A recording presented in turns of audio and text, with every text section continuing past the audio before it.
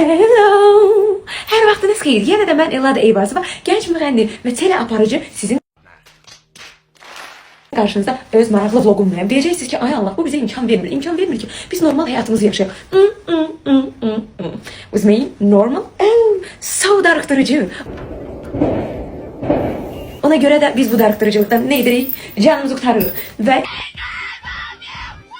cinslər yenə də mənim əynimdə olacaq. Belə bir maraqlı şərh var. Xanımın, bu iki cins şallarından başqa şalları yoxdur.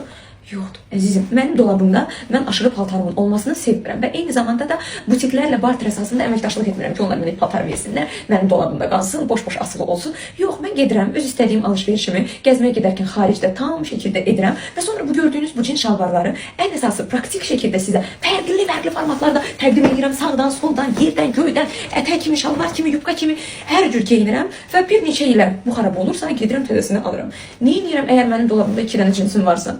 Üçüncü cinsə ihtiyacın var? Yox. Sənin var. Onda Allah sənə getirsin 5 dənə, 25 dənə, 35 dənə elə belə qoy asılı şalvarların olsun. Mən geyindiklərimi alıram. Are you ready? Təsəvvür edirəm sizin sifətlərinizi. Giyindiyimiz bu paltarı bugün artıq bir fərqli tərzdə geyinəcək.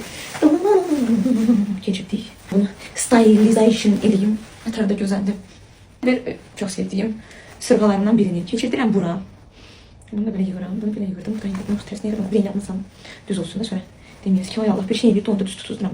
Bu artıq ətək deyil, yəni bir don deyil, olduğu bir köynək, belə kaset tərzi bir köynək həsə.